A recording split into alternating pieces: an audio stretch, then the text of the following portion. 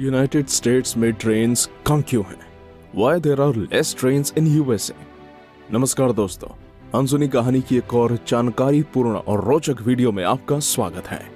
दुनिया के super power United states of America की व्यवस्थाओं की पूरी दुनिया सराहना करती है, पर ऐसे में एक सवाल ये भी आता है कि आखिर यहाँ रेल व्यवस्था इतनी उन्नत क्यों नहीं? यूनाइटेड स्टेट्स में ट्रेनों की संख्या कम क्यों है? आज हम इसे विस्तार में जानेंगे, इसलिए वीडियो को अंत तक जरूर देखिएगा। क्या आपको पता है यूएसए को कुछ दशकों पहले उसकी हाई स्पीड रेल्स के लिए जाना जाता था, लेकिन आज वो सब कहां गायब हो गई हैं किसी को नहीं पता। ऐसा लग रहा है यूएसए की रेल व्यवस्था काफी कमजोर होती जा रही है। आपको बता दें, अगर आप इस देश में हाई स्पीड रेल्स और बुलेट ट्रेन्स की भरमार होने की आशा रखते हैं तो आप गलत हैं, क्योंकि अमेरिका में ये सब तो जैसे गायब ही होता जा रहा है। एक समय था जब अमेरिका की रेल व्यवस्था काफी अच्छी हुआ करती थी, लेकिन आज हालात कुछ और ही हैं। तो वैसे में ये सवाल आता है कि आखिर यूएसए की रेल व्यवस्था कमजोर क्यों है, या फिर अमेरिका में इतनी कम ट्रेन्स क्यों हैं? तो चलिए इसके पीछे के सभी कारणों को गहराई से समझते हैं।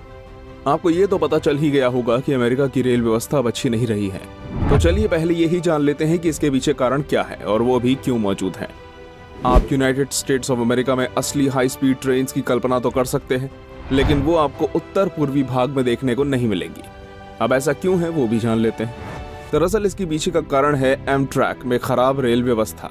आपको बता दें, एमट्रैक का उत्तर पूर्वी corridor world class passenger trains का गढ़ है।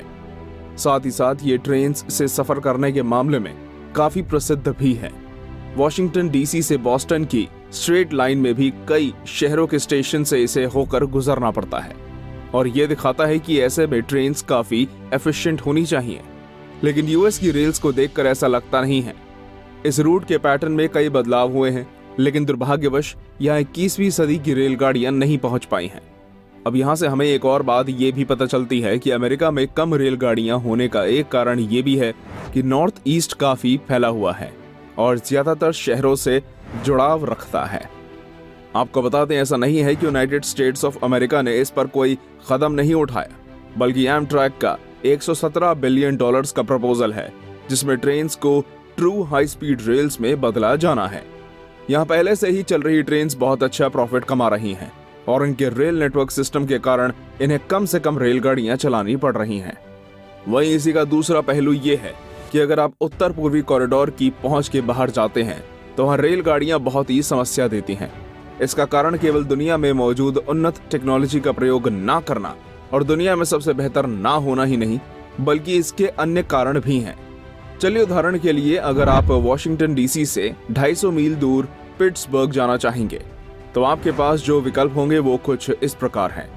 पहला, या तो आप एमट्रैक रेल से सफर करें, जिसका सफर 7 घंटे 43 मिनट का होगा और उसमें आपको 3500 रुपए किराया चुकाना होगा। साथ ये ट्रेन दिन में एक बार 4 बजे शाम के आसपास आती है और आपको आपके लक्ष्य तक आधी रात में पहुंचाएगी। वहीं आप एक गाड़ी से सफर करते हैं तो आपको उसी यात्रा में केवल 4 घंटे ही लगेंगे। अगर आप यूनाइटेड स्टेट्स की मेगा बस में सफर करते हैं तो आपको इसी सफर के 700 से 1400 रुपए चुकाने होंगे, जिसमें आपको एक दिन में 2 ट्रिप्स देखने को मिलती हैं। अब आप ही बताइए, आप इनमें से कौन सा रास्ता चुनेंगे? अब जाहिर सी बात है, आप तेज और सस्ता रास्ता ही चुनेंगे। और यहीं पर हमें एक और बात भी समझ आती है कि यूनाइटेड स्टेट्स में कम ट्रेन्स होने की एक वजह ये भी है कि यहाँ की ट्रेन्स इतनी तेज और सस्ती नहीं है, जिस कारण यहाँ के लोग अन्य वाहनों का ज्यादा उपयोग करते हैं, जिसकी वजह से यहाँ बहुत ज्यादा रेल्स की आवश्यकता ही नहीं होती है। आपको बता दें, यूनाइटेड स्टेट्स में इतना बड़ा रेल नेटवर्क इसलिए नहीं है क्योंकि यहाँ दुनिया के सबसे उन्नत नेटवर्क्स के जैसे हाई स्पीड रेल इंफ्रास्ट्रक्चर नहीं मौजूद है। इस पर कई लोगों का सवाल ये होगा कि आखिर यूएस में ऐसा क्यों नहीं है, जबकि वो तो एक मजबूत अर्थव्यवस्था वाला देश है। और इसका सीधा सा जवाब होगा कि ये काफी महंगे होते हैं। इस तरह के काम को करने के लिए बहुत अधिक रुपयों की जरूरत पड़ेगी, जिसे काफी सोच विचार कर खर्च किया जा सकता है। इस सिस्टम को बेहतर बनाने के लिए लगभग $1 ट्रिलियन यानी लगभग 7 लाख करोड़ रुपए की जरूरत होगी। इसे बेहतर बनाने के लिए सरकार को ये देखना छोड़कर कि कितने पैसे खर्च होंगे, बल्कि ये सोचना होगा कि इस इंफ्रास्ट्रक्चर के बनने से यूनाइटेड स्टेट्स ऑफ अमेरिका को कितना ज्यादा फायदा होने वाला है। समस्या तो ये है कि जो लाखों करोड़ों इन प्रोजेक्ट्स पर खर्च कर सकते हैं, वो इसकी जरूरत ही नहीं समझते। आपको बता दें, वॉशिंगटन डीसी से जाने वाले एमट्रैक से 2013 में यात्रियों की संख्या 1.14 करोड़ तक पहुंच गई थी, जो कि काफी अधिक है। साथ ही मायामी की 2 लाइन मेट्रो रेल सिस्टम, जो कि इतनी बेहतर नहीं है, उसमें भी 2 करोड़ से अधिक यात्रियों ने सफर किया। यहाँ पर ध्यान देने वाली बात यह भी है कि इसी जगह हाई स्पीड रेल्स शहरों के बीच फ्लाइट्स का एक अच्छा ऑल्टरनेटिव हो सकती है। अब रेल व्यवस्था के इतने धीमे और समस्यादायी होने के बाद भी इन प्रोजेक्ट्स को आगे नहीं बढ़ाया गया।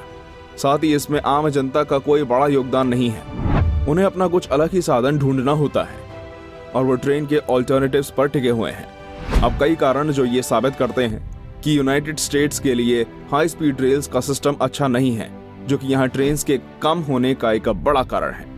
यूनाइटेड स्टेट्स अर्बन और सब अर्बन बदलाव का मॉडल और यहाँ के प्रॉपर्टी राइट्स इसके बड़े कारण हैं। कई इकोनॉमिस्ट्स, यहाँ तक पॉलिटिकल थिंकर्स का भी ये मानना है कि यूनाइटेड स्टेट्स ऑफ अमेरिका की ऐसी रेल व्यवस्था का एक मुख्य कारण राजनीतिक उन्मुखीकरण है। अब आपको मैं एक ऐसा कारण बताऊंगा जिसे आप भी मानेंगे और काफी हैरान भी होंगे। दरअसल यूएसए में रेल के चलन कम होने और यहाँ की रेल व्यवस्था का उतना बेहतर ना होने का एक बड़ा कारण हो सकता है यहाँ का कल्चर। जी हाँ, अब आप ही फास्ट एंड फ्यूरियस मूवी को ले लीजिए। उसमें आप साफ देख सकते हैं कि यूएस में ट्रेन से कहीं ज्यादा कल्चर लोगों का प्लेन और गाड़ियों में सफर करने का है। हैरानी की बात तो यह है कि यूएस में कई विशेष वाहन भी चलते हैं जो शायद दूसरे देशों में आम नहीं है, लेकिन रेलगाड़ियों जैसी चीज भी इस देश में काफी अलग और अजीब है। अब जब लोगों का ही कल्चर ट्रेन में सफर करने का नहीं है और वहां रेलगाड़ियों को इतना रिस्पेक्टेबल भी नहीं माना जाता है, तो रेल व्यवस्था हाई टेक सिस्टम लाने की सोचती ही नहीं। अब समस्या ये है कि अगर इस तरह की तरक्की होगी तो लोग आकर्षित होंगे, लेकिन व्यवस्था परिणामों के आधार पर बदलाव कर रही है, ना कि जरूरत के आधार पर। अब दोस्तों, मैं उस व्यवस्था को गलत बिल्कुल नहीं कर रहा, क्योंकि ऐसी स्थिति में शायद ऐसा करना ही सही रहता। लेकिन एक चीज ये भी है कि इसे बेहतर किया जा सकता है। अपने इस जानकारी को खत्म करते हैं एक और बड़े कारण के साथ, जो कि है रेलवे का network banana United states of America में काफी मुश्किल पड़ेगा। क्योंकि अगर आप यूएस के रेलवे मैप को देखेंगे तो आप जानेंगे कि इस नेटवर्क में पॉइंट टू पॉइंट कनेक्शन की आवश्यकता है, जिसका खर्च हम आपको पहले ही बता चुके हैं। तो ये थे कुछ ऐसे कारण जिनसे आप ये समझ सकते हैं कि यूएस में ट्रेन इतनी कम क्यों हैं। आपको ये वीडियो कैसी लगी हमें कमेंट में बताइए। अगर आपको ये वीडियो पसंद आई हो तो इसे अपने दोस्तों से शेयर करें और इस वीडियो को लाइक करना बिल्कुल मत भूलिएगा। धन्यवाद।